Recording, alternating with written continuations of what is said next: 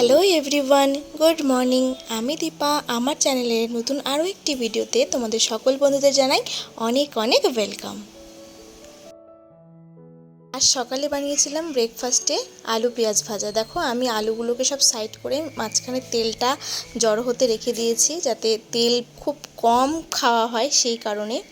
আর গরম গরম রুটি ভেজেছি। তো আজকে ব্রেকফাস্টে এটাই হবে, গরম গরম রুটি আর আলু পেঁয়াজ ভাজা। খেতে কিন্তু দারুণ লাগে, কিন্তু আমি ইদানিং যেহেতু আলুটা একটু কম খাই সেই কারণে অনেক দিন এই আলু পেঁয়াজ ভাজাটা বানানো হয় না। কিন্তু মেয়ে আর হাজব্যান্ডের আবদার, আলু পেঁয়াজ ভাজা বহুদিন খাওয়া হয় না, তো সেই জন্য বানালাম। চলো একদিন খাওয়াই যাক, কোনো অসুবিধা নেই। আর কাল রাতে সেমাই বানিয়েছিলাম, সেমাইয়ের পায়েস, তো সেটাই আছে, বেঁচে আছে একটুখানি। তো ওই আলু আর পেঁয়াজ ভাজা, গরম গরম রুটি, সাথে সেমাইয়ের পায়েস, এই দিয়ে সকালের ব্রেকফাস্ট হবে।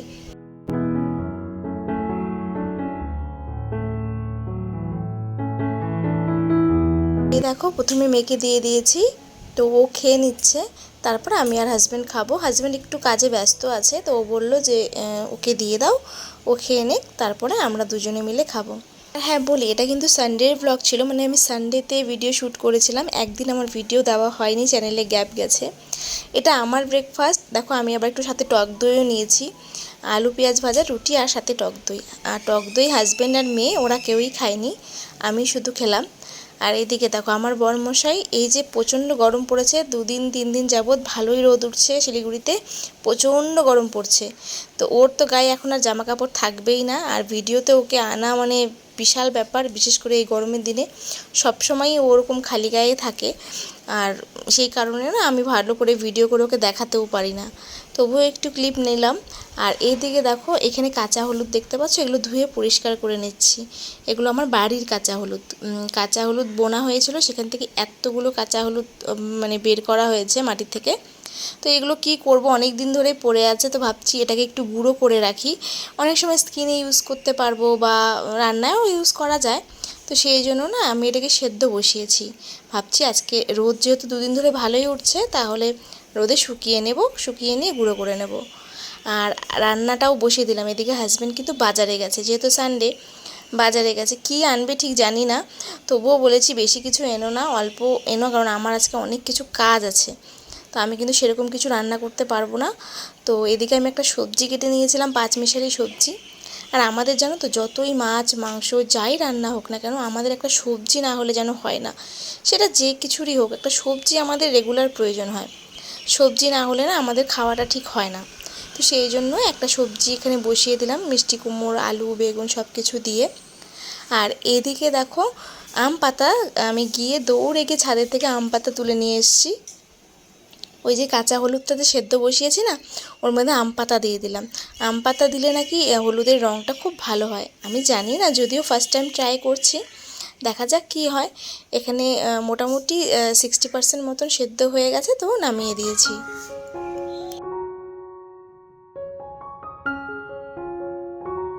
আর এই নিরামিষ তরকারি রান্না করতে কোনো ঝামেলা নেই, শুধুমাত্র একটু আদা ঘষে দিয়ে দিলেই ব্যাস দারুণ ফ্লেভার চলে আসে, আর একটু জিরের গুঁড়ো আর কাঁচা লঙ্কা চিড়ে দিয়ে দিলাম, ব্যাস। এতেই কিন্তু তরকারির টেস্ট দারুণ হয়। তো দেখো আমার পাঁচমিশালি তরকারিটা কিন্তু একদম রেডি হয়ে গেছে। এর মধ্যে যে পুঁই শাক দিলে বেশ ভালো লাগে, এর আগের দিন গাছের পুঁই শাক রান্না করেছিলাম, যা দারুণ হয়েছিল খেতে, কী আর বলবো।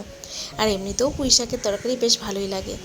এইদিকে আমার পুঁই শাকের তরকারি বলছে, এইদিকে আমার পাঁচমিশালি সবজি আর ভাত দুটোই রান্না হয়ে গেল। আর ওদিকে এরই মধ্যে হাজব্যান্ড বাজার থেকে কীর্তি ঘটিয়ে চলে এসছে। তো কী কীর্তি ঘটিয়েছে চলো তোমাদের দেখাই। তো এই দেখো বাজার থেকে আসছে, বকবক বকবক নিজেই করতে করতে ঢুকছে, জানে নিজে এখন আমার কাছে বকা খাবে। এই যে গাজর আর বেগুনি এনেছে শুধু বাজার থেকে, কারণ বাজারে এখন সবজির দাম আগুন, মানে হাত দেওয়া যায় না সবজিতে, এত দাম। সেই কারণে আমরা যেহেতু সবজিটা একটু বেশি খাই, তো আমাদের খুব কষ্ট হচ্ছে এখন, জানো তো, এত সবজির দাম। আর এদিকে দেখো আমি ভেবেছিলাম অল্প কিছু হয়তো মাছ আনবে, তো কতগুলো পমফ্রেট মাছ নিয়ে এসছে। তো এখন এগুলো কাটতে অনেকটা সময় লাগবে, যদিও এর মধ্যে আঁশ থাকে না, আঁশ ছাড়ানোর কোনো ব্যাপার নেই, শুধু ওই ডানাগুলো মানে পাখনাগুলো কাটলেই হয়ে যায়। কিন্তু আমার আজকে না একটু ব্যস্ততা ছিল অন্য কাজের, তো সেই জন্য আমার ভীষণ রাগ উঠছিলো যে এতগুলো মাছ এখন আমি কাটতে বসবো। তুমি কাটা মাছ নিয়ে আসতে পারতে, রুই মাছ বা কাতল মাছ যেটাই হতো। তো তো দেখো আমার ওই বকবকানি শুনেও নিজেই কাটতে বসে গেছে, আমাকে বলছে যাও তুমি তোমার কাজ করো, আমাকে একটু দেখিয়ে দাও, আমি কেটে দিচ্ছি।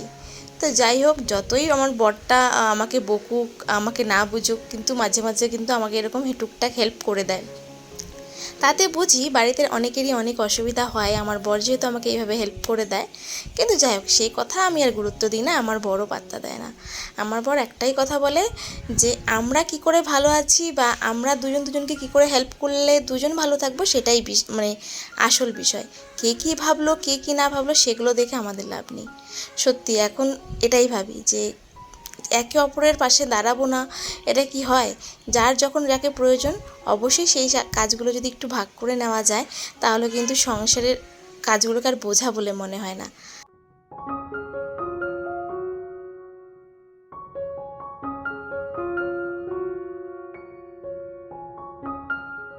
তো আজকে বললাম যে আমার কাজের প্রেশারটা একটু বেশি ছিল। এই দেখো এখানে সোফা ভর্তি জামা কাপড় আমার জমেছে, মানে আমার নিজের জন্যই হয়েছে জিনিসটা। আর তার মধ্যে লাগাতার শিলিগুড়িতে বৃষ্টি হয়েই যাচ্ছিলো, জামা কাপড় ঠিকভাবে শুকায় না। তো সেই জন্য জমতে জমতে জানো কত জামা কাপড় হয়ে গেছে, প্রায় একটা খাট জুড়ে আমার জামা কাপড় ছিল। তো অনেক দিন ধরে এগুলো অগোছালো পড়েছিল, তো ভেজাও ছিল কিছু, সেগুলো ভালো করে শুকোচ্ছিল না, সেই জন্য আমি আর কি রেখে দিচ্ছিলাম। তো আজ আর ভাবছি যে কোনো দিকে তাকাবো না, আমার কাজে যতই দেরি হোক আমি এই জামা কাপড় সব আজকে ভাঁজ করবই। তো ভাঁজ সব করেছি, কিন্তু জায়গায় তুলতে পারিনি, কারণ ওদিকে রান্নাও বাকি আছে। সব গুছিয়েছি, দেখছো পাট পাট করে সব ভাঁজ করে রেখেছি। ভাঁজ করার পর মনে হচ্ছে অল্প জামা কাপড়, কিন্তু এগুলোই যখন এলোমেলো ছিল না, অগোছালো ছিল, পুরো খাট জুড়ে ছিল, একটা সোফা ভর্তি ছিল। দেখে মনে হচ্ছিলো যেন কত রাজ্যের, মানে সারা পাড়ার জামা কাপড় মনে হয় আমার বাড়ি থেকেও ফেলে দিয়ে গেছে। তো যাই হোক, এগুলো সুন্দর করে গোছানো তো হলো, পরে আমি জায়গায় তুলে দেবো। আগে আমি স্নান পুজো সেরে তারপরে রান্নাটা করি, কারণ নাহলে ওইদিকে আবার দুপুরের খাওয়ার দেরি হয়ে যাবে।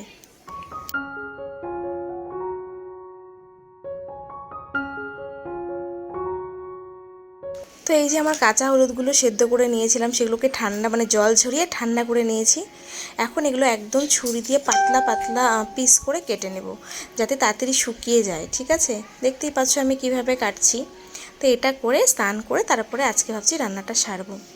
তো বন্ধুরা, আজকে তোমাদের ইউটিউব নিয়ে একটা কথাই বলবো। আমি প্রতিটা ভিডিওতে কিছু না কিছু ইউটিউব নিয়ে বলি, তোমাদের যাতে মানে হেল্প হয়, যারা নতুন বা যারা কিছু জানো না, যারা চাইছো চ্যানেলগুলো একটু উপরের দিকে উঠুক, চ্যানেলটা গ্রো হোক, তাদের জন্যই কিন্তু আমার এই মানে কথাগুলো বলা। বিশেষ করে যারা আমার ব্লগ ফলো করো তাদেরকে বলবো যে সত্যি কথা বলতে আমার ব্লগগুলো একটু দেখো, তোমাদেরই কিন্তু প্রচুর হেল্প হবে। আমি বলছি এইভাবে আমার মতন কিন্তু আমি মনে হয় কেউ কিন্তু বোঝাবে না। এই কথাগুলো খুবই সিম্পল, কিন্তু অনেকটা কাজে আসে। তো চলো আজকে যেটা বলি, তোমাদের অনেকেরই ধারণা যে ইউটিউবে মান্থলি পেমেন্ট পেতে গেলে কত ভিউজ মোটামুটি আসতে হয়। যাদের চ্যানেল মনিটাইজ হয়ে গেছে তাদের তো সবসময় মাথার মধ্যে এই একটা চিন্তাই ঘুরবে যে চ্যানেল তো মনিটাইজ হলো, তারপরে $10 হলো, যেগুলো প্রসেস থাকে, তারপরে গুগল পিন পেলে, তারপরে তো তোমাদের পেমেন্টটা $100 হলে তোমার পেমেন্ট ঢুকবে। তো $100 পেমেন্ট হলে মানে প্রতি মাসে যদি তোমার $100 কমপ্লিট হয়, তাহলে তুমি প্রতি মাসেই কিন্তু পেমেন্ট পাবে। কিন্তু এই $100টা কমপ্লিট করা কিন্তু এত সহজ নয়। তো মোটামুটি তোমার প্রতি মাসে পেমেন্ট পেতে গেলে তোমার 4-5 হাজার ভিডিওতে ভিউজ আসতে লাগবে। মানে একটা ভিডিওতে তোমার, মনে করো তুমি যদি ডেলি ভিডিও দাও, তো সেই ভিডিওতে তোমার 4-5 হাজার যদি ভিউজ পার ডে আসে, তাহলে তুমি আশা করতে পারো তুমি মান্থলি একটা অ্যামাউন্ট পাবে, মানে তোমার মান্থলি $100 জমতে পারে। ঠিক আছে, তো সেখান থেকে হিসাব করো আমার ভিডিওতে কীরকম ভিউজ আসছে আর কি। আমার ভিডিওতে হাইয়েস্টলি 600, মানে আমি পার ডে ভিডিও দিচ্ছি, তবুও আমি তো ডেলি ভিডিও দিই না, আমি একদিন ছাড়া ছাড়া ভিডিও দিই। তো খুব বেশি হলে আমার একটা ভিডিওতে 600 ভিউজ যায়। তো সেখানে বুঝতেই পারছো যে প্রতি মাসে পেমেন্ট পাওয়াটা কতটা টাফ। ঠিক আছে, যদিও আমি এখনও ফার্স্ট পেমেন্ট পাইনি। অনেকেরই তোমাদের কোয়ারিজ আছে যে দিদি তুমি কত পেমেন্ট পাও, মান্থলি কত পেমেন্ট পাও, তো এরকম অনেকেই কোশ্চেন করো। তো যাদের এই মানে বিষয়ে জানার ইচ্ছে বা যারা জানতে চাও, তো তাদের জন্যই আজকে আমার এই কথাগুলো বলা। কারণ দেখো, ভিডিও আমরা সবাই করি একটা আর্নিংয়ের জন্যই। আজকে এত বছর ধরে খাটছি যে 2 পয়সা আর্নিং হবে, তো সেটা কতটা, আমাদের এই পরিশ্রমের দাম কতটা ইউটিউব দিচ্ছে, সেটা কিন্তু একটা জানার বিষয়। ইউটিউবে পরিশ্রম প্রচুর করতে হয়, সেই তুলনায় কিন্তু পরিশ্রমের দাম কিন্তু খুবই কম। কিন্তু হ্যাঁ, একবার যদি তুমি সাকসেস পেয়ে যাও, তাহলে বলবো সেখানে দাঁড়িয়ে কিন্তু তোমাকে তখন যদি তুমি মনে করো তোমার চ্যানেল গ্রো করে যায়, একবার সাকসেস পেয়ে গেলে, তখন তোমাকে হয়তো পরিশ্রম খুব কম করতে হয়, তোমার আর্নিং মোটামুটি ভালোই থাকে। কিন্তু চ্যানেলটাকে গ্রো করানো, দাঁড়ানো এবং চ্যানেলটাকে রানিং রাখা, একটা পজিশনে নিয়ে যাওয়া, সেটা করতে যা পরিশ্রম হয়, সেই তুলনায় কিন্তু ইউটিউব আমাদের খুব কম পরিমাণেই পারিশ্রমিকটা দেয়। তো তোমাদের আশা করি একটা আইডিয়া হয়ে গেল যে 500-600 ভিউজে আসলে মানে একটা পেমেন্ট ঢুকতে মানে বৎসর লেগে যাবে, এরকম ব্যাপার। তো আমাদের সব সময় চেষ্টা করতে হবে যে চ্যানেল যাতে আমাদের গ্রো করে, চ্যানেলের রিচ যেন বাড়ে, এটা হচ্ছে সবসময় মাথায় রাখবে। তোমরা হয়তো ভাববে তোমার চ্যানেল তো এতদিন হয়ে গেছে, মনিটাইজেশন হয়ে গেছে, তাহলে তুমি এগুলো কেন বলছো? ওই যে বললাম, 400-500 ভিউজে কিচ্ছু হবে না, প্রচুর পরিমাণে কিন্তু এফর্ট দিতে হবে। আমি এখনও ভাবি যে আমার চ্যানেলটা কিন্তু নতুন, আমিও এখনও চেষ্টা করি যে অনেক অনেক কিছু এর মধ্যে অ্যাড করার, আরও কিছু যাতে মানে আরও ভালোভাবে যাতে এডিটিং করতে পারি, তোমাদের কাছে পৌঁছাতে পারি, মানে তোমরা কি পছন্দ করো সেগুলো সবসময় কিন্তু আমার মাথার মধ্যে চলতে থাকে, যাতে আমি ডে বাই ডে আমার ভিডিও কোয়ালিটিগুলো আরও ভালো করতে পারি। কারণ আমি কিন্তু এখনও সেই জায়গাটাতে পৌঁছাতে পারিনি, এখনও অনেক পরিশ্রমের দরকার আছে।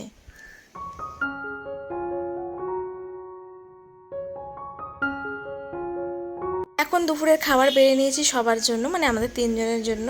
তো আজকে রান্না করেছিলাম পমফ্রেট মাছ সর্ষে বাটা দিয়ে, আলু বেগুন দিয়ে সর্ষে বাটা দিয়ে ঝোল করেছি, আর একটা পাঁচমিশালি সবজি ছিল। এই তো ছিল দুপুরের মেনু। আর তার সাথে দেখেছিলে হয়তো রান্নার সময় আমি 2 পিস মাছ কিন্তু শাশুড়ি মার জন্য বেড়েছিলাম, সেটা দিয়ে এসেছি ওনাকে। তোমরা তো জানোই, যা রান্না করি ভালো মন্দ সব কিছুই কিন্তু শাশুড়ি মাকে দিয়ে খাই, আর উনিও কিন্তু সবসময় আমাদেরকে দিয়েই খায়। তো চলো, আমাদের দুপুরের খাওয়া দাওয়া কমপ্লিট হয়ে গেছে। তো আশা করি বুঝতে পেরেছো ইউটিউব থেকে মান্থলি পেমেন্ট পেতে গেলে কত ভিউজ তোমার চ্যানেলে পার ডে আসতে হবে। তো এখন দুপুরে খাওয়া দাওয়ার পর একটু মৌসুমি কেটে নিচ্ছি, মা আর মেয়ে খাবো।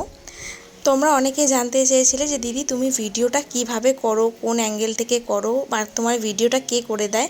তো ইচ্ছে আছে এই নিয়ে ভিডিও করার, তোমাদেরকে পুরোপুরি ডিটেলসে দেখানোর ইচ্ছে আছে যে আমার ভিডিওটা কে করে দেয় এবং কিভাবে ভিডিও শ্যুট করি, ক্যামেরা কোন অ্যাঙ্গেলে সেট করি, সব কিছু। তো তোমরা কে কে এই ব্যাপারে আগ্রহী জানতে চাও যে আমি ভিডিও কিভাবে করি, মানে ক্যামেরার অ্যাঙ্গেলিং কী করে সেট করি। তো অনেকে জিজ্ঞেস করছে, আমি অবশ্যই ভিডিওটা আনবো, কিন্তু তবুও জানতে চাইবো যে তোমরা আরও কে কে আছো যে এই বিষয়ে ভিডিও চাও। অবশ্যই কমেন্টে জানিও, তাহলে কিন্তু যত তোমরা কমেন্ট করবে তত কিন্তু এই বিষয়ের উপরে ভিডিও বানানোর আমার আরও আগ্রহটা বাড়বে। আজকে এখানেই বিদায় নিচ্ছি, আবারও দেখা হবে নেক্সট ভিডিওতে। সবাই সুস্থ থেকো, ভালো থেকো, টাটা।